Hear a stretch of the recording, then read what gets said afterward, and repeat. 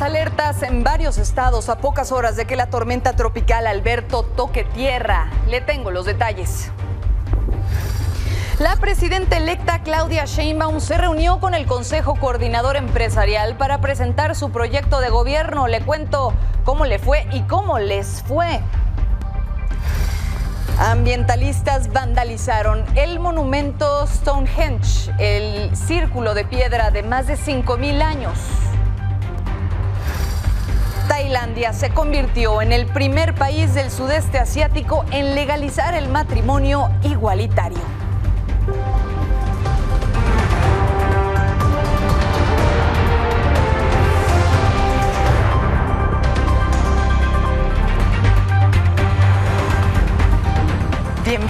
Bienvenidos a este su espacio que ya son las 11 de la noche y junto con todo este hermoso equipo le tengo los 30 minutos de información que necesita en el día. Mi nombre es Paola Barquet y así arrancamos.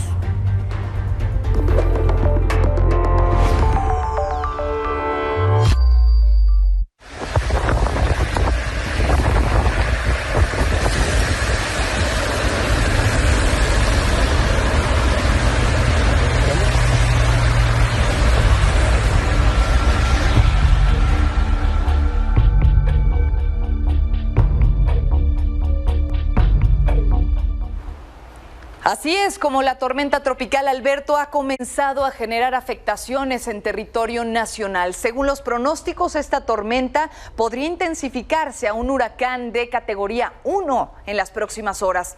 La temperatura del agua sería el principal factor para su evolución, según el Servicio Meteorológico Nacional de la Conagua.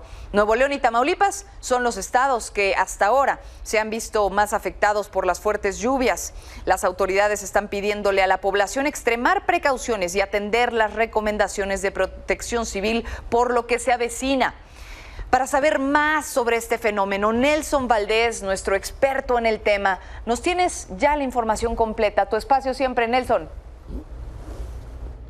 Gracias, Paola Barquet, ¿cómo estás? Muy buenas noches. Seguimos dándole seguimiento a la tormenta tropical Alberto, que continúa en el Golfo de México en su camino inexorable a las costas del sur de Tamaulipas y del norte de Veracruz. Sin embargo, Alberto, y como vemos en la secuencia de satélite, es un sistema de extensas dimensiones, abarca prácticamente el largo y ancho del Golfo de México. Sus bandas convectivas han estado generando intensas precipitaciones en los estados del noreste del país, en Tamaulipas, en Nuevo León, también en la parte norte de Veracruz, y la expectativa con este sistema es que durante estas próximas horas continúe avanzando hacia el oeste para tocar tierra cerca del área de Tampico durante esta noche, especialmente durante las primeras horas de la madrugada del jueves como una tormenta tropical, y después rápidamente perder fuerza al impactarse con las montañas de la Sierra Madre Oriental. Sin embargo, el principal de los riesgos con Alberto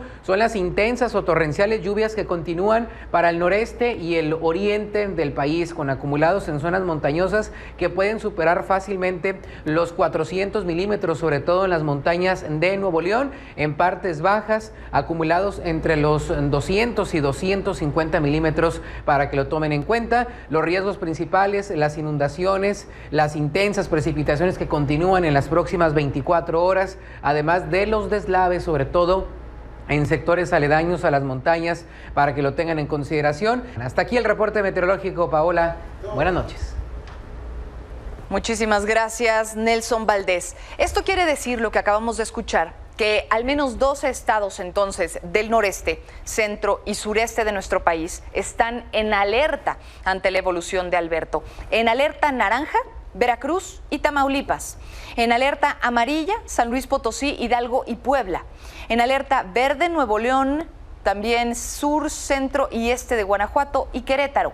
En alerta azul, Nuevo León, norte, Coahuila, Zacatecas, Jalisco y Aguascalientes. Y por otro lado, Aeroméxico informó ya que debido a las condiciones meteorológicas causadas por la tormenta tropical Alberto, las operaciones en las rutas hacia Asia y desde Matamoros, Reynosa y Tampico pueden verse afectadas.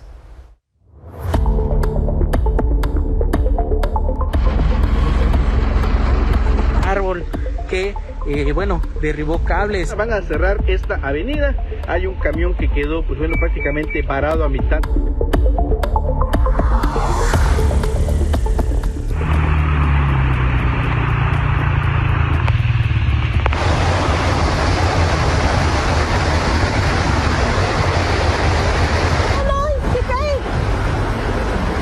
Metieron, no los veo por ningún lado.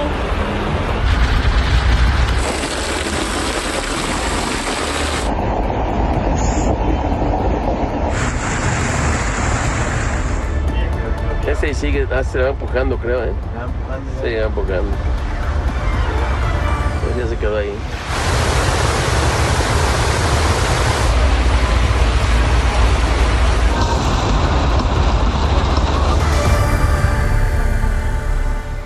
Por este fenómeno ya fueron desplegados elementos de la Guardia Nacional en el estado de Tamaulipas y en Nuevo León como parte de esta asistencia en casos de emergencia.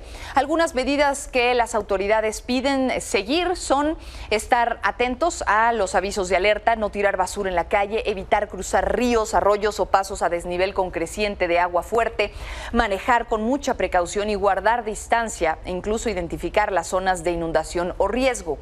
También acercarse a los refugios en caso de ser necesario. En Tamaulipas, por ejemplo, se cuentan con 331 refugios temporales y en Nuevo León hay 4.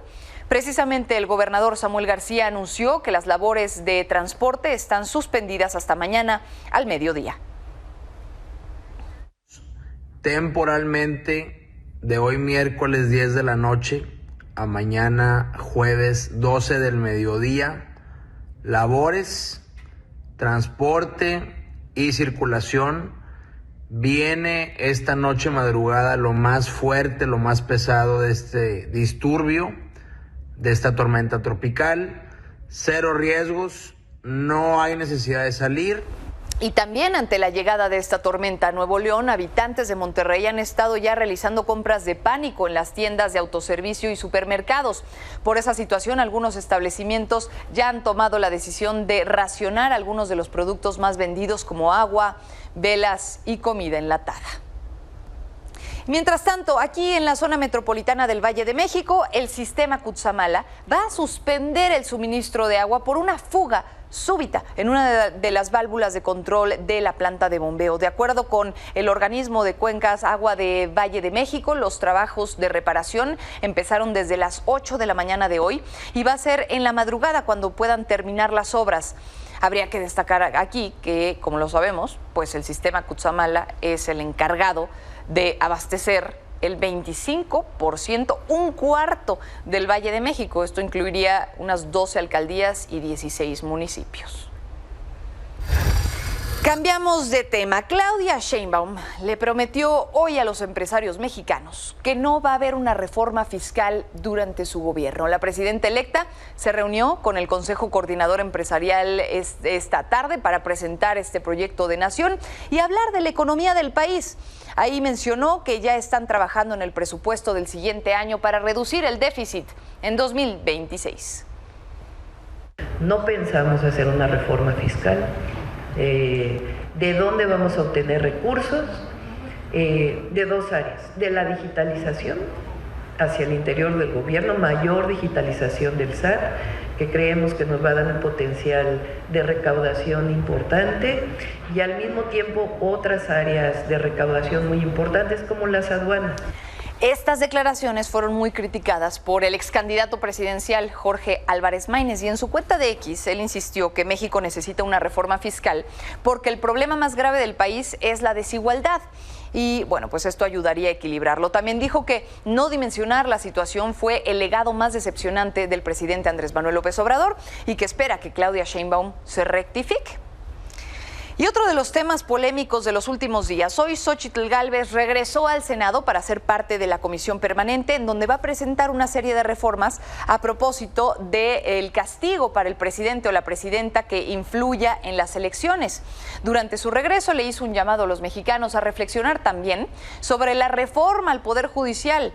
Además reiteró que pues la Suprema Corte de Justicia no está para ser contentillo de nadie, ni siquiera del presidente. Parece que esta reforma es producto del coraje del presidente de que la Corte jugó un papel de contrapeso importante, pero la Corte no está para ser contentillo de ningún presidente, la Corte está para defender a la Constitución.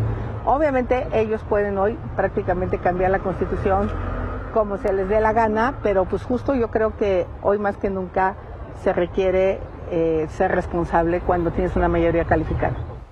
Y Claudia Sheinbaum también habló sobre la reforma al Poder Judicial. En la reunión que tuvo ahí, que le platicaba yo hace un momento con los empresarios, negó que sea para concentrar el poder en una sola persona y dijo que en realidad es para darle más autonomía al Poder Judicial. De ninguna manera esta reforma va a representar autoritarismos, una concentración del poder. Ese no es el objetivo. De hecho, el objetivo es que tenga su autonomía, más autonomía. Ayer, la DEA en Estados Unidos alertó que en caso de que se aprobara esa reforma de la que estamos hablando, la reforma al Poder Judicial propuesta por el presidente y la futura presidenta, el crimen organizado podría infiltrarse justamente en ese poder. Al respecto, hoy, el presidente Andrés Manuel López Obrador le pidió a la agencia estadounidense que no se meta en el tema de la reforma al Poder Judicial y que tome en cuenta su opinión, pero criticó que se entrometan en asuntos que son de México. La opinión de la DEA, pues yo creo que se toma en cuenta, ¿no?, su punto de vista, pero ellos deben actuar con prudencia. México es un país independiente. ¿Quién les autorizó a ellos a meter su cuchara en asuntos nuestros? Y lo decimos en buen plan, como cuates. Hablando del presidente, hoy también dijo que no hay ninguna crisis económica en nuestro país por esto y que en caso de una posible inestabilidad que se viera, sería a causa de las elecciones, pero en Estados Unidos. Yo no veo que haya ninguna inestabilidad económica, ninguna crisis hasta noviembre, diciembre, que pasen las elecciones. Pero sí, como sucede a veces, cuando llegan los nuevos gobiernos, llevan a cabo políticas de ajuste. Y esas políticas de ajuste sí tienen un impacto. Y cuando se trata de la economía de Estados Unidos, pues impacta. Entonces sí puede haber algún factor de inestabilidad económica, financiera, y por eso hay que blindar la economía. Ahora hay que mencionar que como parte de toda la transición entre los dos gobiernos, mañana Claudia Sheinbaum ya va a anunciar, esto se lo digo para que estemos atentos, quiénes van a ser los perfiles que integren su gabinete presidencial. Se dice mucho, pero mañana ya veremos. 6 secretarios, 3 secretarias y 3 secretarios. ¿Qué cartera? Ya mañana. ¿Pero será el económico, será el de seguridad? Ya mañana lo van a ver. Adelántenos algo. Ya mañana lo. Que valga la pena la espera. Una adivinanza. Un adelanto. Una adivinanza. Es para persignarnos. Ya está el adelanto, 3 mujeres y 3 hombres. Bien, pasamos a otras cosas. Ayer, Estados Unidos anunció que dejaría de importar aguacates de nuestro país. Esto sucedió porque durante varias horas se desconoció el paradero de 2 inspectores estadounidenses que verificaban la calidad del producto al haber sido retenidos y golpeados por comuneros de Aranza, Michoacán. Hoy el gobernador de ese estado aseguró que los pobladores solo habían hecho un bloqueo carretero y que habían retenido la circulación de algunos vehículos particulares entre los que viajaban aquellos inspectores. Así que reiteró que no se trató de ningún secuestro. Hoy el presidente habló del tema. Le ofreció protección a esos inspectores para que se puedan reactivar las exportaciones de aguacate de nuestro país a Estados Unidos, que por supuesto es tan importante. Y también dijo que ya solicitó a la canciller Alicia Bárcena que se reúna con el embajador Ken Salazar para así buscar una solución a un tema tan grave. El aguacate lo tenemos que resolver. Llevamos muy buena relación con el presidente Biden. Le voy a pedir a la secretaria de Relaciones, Alicia Bárcena, de que busque al embajador y que se resuelva este asunto. Si ellos sienten que hay amenazas para sus inspectores, busquemos protegerlos como siempre lo hemos hecho, pero que no se tomen medidas unilaterales. No va a haber ningún problema, no va a haber pleito. Cabe destacar que esta suspensión de exportaciones de las que estamos escuchando de aguacate michoacano a Estados Unidos podría generar pérdidas de entre 50 y 60 millones de dólares diarios. Todo esto son estimaciones del bufete de abogados Hogan Lovells. Y todo ello porque de los 3,000 millones que se generan al año, por lo menos el 75% viene justamente de Michoacán. Mientras tanto, en Veracruz, 9 policías municipales fueron detenidos por su presunta participación en el asesinato de un comerciante en San Andrés Tuxtla. Todo esto pasó cuando un grupo de locatarios se manifestaron para exigir mejoras en el sistema de drenaje y unos minutos después se enfrentaron con los elementos municipales. Durante la riña, uno de los mercaderos fue brutalmente golpeado, por lo que fue trasladado a un hospital en donde unas horas después murió. Los oficiales involucrados en la golpiza van a ser presentados ante un juez para determinar su situación jurídica.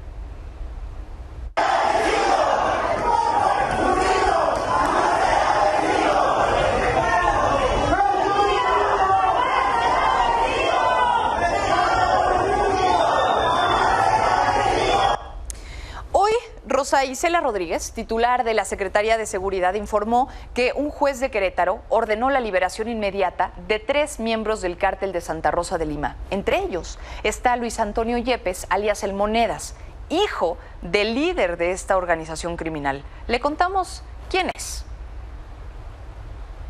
Un juez del estado de Querétaro decretó la libertad en 24 horas. O sea, de inmediato, como dicen, libertad inmediata, de 3 miembros del cártel de Santa Rosa de Lima. Y uno de ellos es el hijo del señor Yepes del Marro. La jueza de distrito de Querétaro, María del Refugio Castañeda Guillén, es quien ordenó la libertad provisional de Luis Antonio Yepes Cervantes, alias El Monedas, hijo del líder del cártel de Santa Rosa de Lima, José Antonio Yepes El Marro. Su argumento fue que la Fiscalía General de la República no acreditó que debía mantenerse en prisión para evitar su fuga, proteger el proceso penal en su contra y prevenir daños a víctimas o testigos. Pues esta es una situación delicada, estamos nosotros rastreando si hubiera otras órdenes de aprehensión pendientes, otros procesos penales pendientes. Estamos en esa labor y hemos informado esta mañana al gabinete. Luis Antonio Yepes Cervantes fue detenido el 7 de enero pasado en Guanajuato, luego de protagonizar un enfrentamiento con policías estatales, y su captura provocó narcobloqueos y enfrentamientos en Celaya, Juventino Rosas y Villagrán. El Monedas, también apodado el Sonic, fue vinculado a proceso por posesión de arma de uso exclusivo del ejército y delitos contra la salud. Es uno de los 6 hijos del líder del cártel de Santa Rosa de Lima, principal rival en Guanajuato del cártel Jalisco Nueva Generación. Sin embargo, no lidera el grupo criminal. Según reportes de inteligencia, la presunta cabecilla actual es Karen Betsabet Yepes Ortiz, su tía. El cártel se dedica no solo al tráfico de drogas, sino también al secuestro, la extorsión y el huachicoleo de gasolina. Para Milenio Noticias, Jorge Martínez. Vámonos a un corte, pero antes, Bruno Mars va a ser el artista encargado de encabezar el concierto inaugural del ya remodelado Estadio GNP Seguros, que antes conocíamos como el Foro Sol. Ocesa anunció que será Bruno Mars y que va a estar el próximo 10 de agosto. Con esto nos vamos a un corte y al regresar le cuento, cientos, miles de musulmanes murieron durante esta peregrinación anual a la Meca. Le tengo los detalles.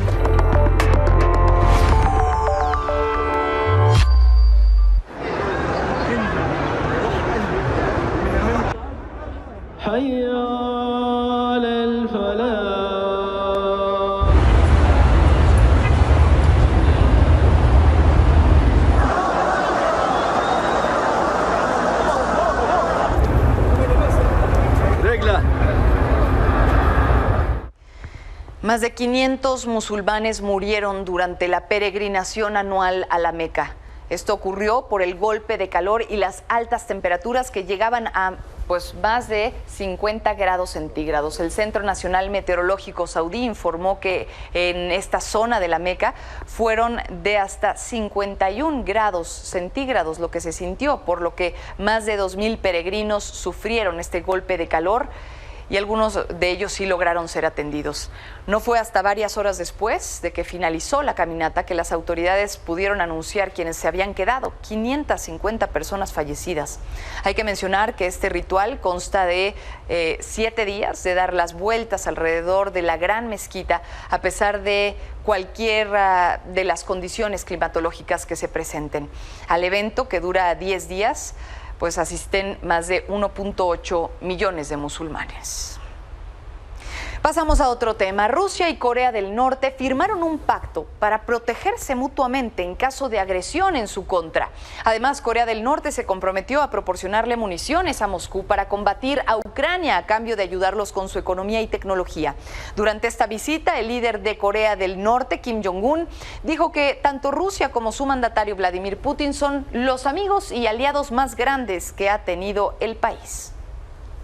서로 두 나라 사이에 체결된 강력한 이 조약은 다름 아닌 우리 두 나라 인민들의 근본 이익을 증진시키고 수호하기 위한 매우 건설적이고 전망적이며 철저히 평화에 의적이고 방위적인 조약으로서 지배와 예속, 패권과 강권이 없는 다국화된 새 세계 창설을 가속화하는 추동력으로 되리라는 것을 믿어 의심치 않습니다.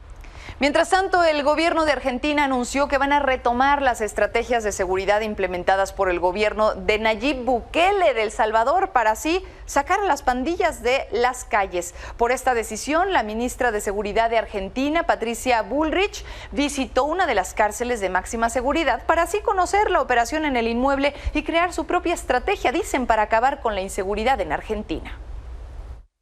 La Argentina sigue, por supuesto, el ejemplo de Bukele de erradicar el narcoterrorismo.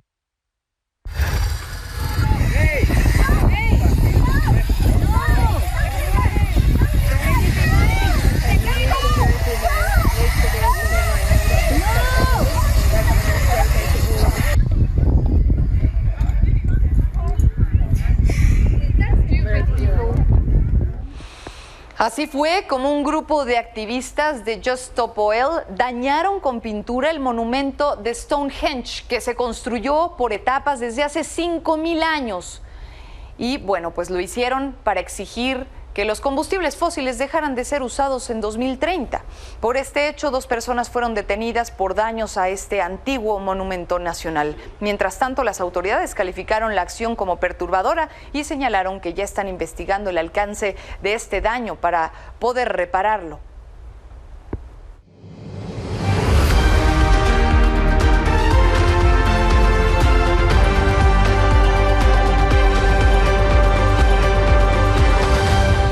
Carlos Gutiérrez, editor de Política de Milenio, nos traes un adelanto de lo que mañana vamos a poder leer en nuestro querido Milenio. Siempre tu espacio, Carlos, te escuchamos. Paola, buenas noches. Entre las notas que no se pueden perder en nuestra edición de mañana de Milenio Diario, te cuento que en el Estado de México el crimen organizado ahora está incursionando en el robo de agua, negocio que le deja 160,000 pesos al mes. Autoridades detallaron a Milenio que la extracción ilegal de agua es de 4,000 litros por segundo, superior al suministro del sistema Cutzamala, que ronda entre los 3,000 litros por segundo aproximadamente. No se pueden perder todos los detalles que darán las autoridades para combatir este delito en nuestra edición de mañana. Ahora te cuento que el popular noticiero 31 Minutos celebra sus 20 años con una exposición en el Museo Franz Mayer, en el que podrán disfrutar por única vez la colección de arte privada de Tulio Treviño. Además, la exposición fue enriquecida con curiosidades, anécdotas, guiones, maquetas y canciones, y bueno, un recorrido por estos 20 años de historia del popular noticiero. Y ya para despedirnos, el rey Felipe VI hace un balance a 10 años de asumir el trono de España, en el que reconoce que le ha tocado tomar decisiones difíciles y dolorosas, como los señalamientos a su padre Juan Carlos I, quien tuvo que abdicar al trono, renunciar a su herencia y ahora vive en Abu Dhabi. Nuestros aliados del mundo hacen un recuento de estos 10 años de reinado de Felipe VI y hacen un análisis sobre cómo va y cómo llegó. No se pueden perder todo esto en nuestra edición de mañana de Milenio Diario. No Paola, nos lo perdemos. Buenas noches. Gracias, Carlos. Gracias siempre. Y haciendo este ejercicio diario de recordar que también ocurren cosas positivas para irnos bien y de buenas. Tailandia se convirtió en el primer país del sudeste asiático en legalizar el matrimonio entre personas del mismo sexo. Este logro otorgará a las parejas homosexuales los mismos derechos que las heterosexuales en materia de adopción y herencia.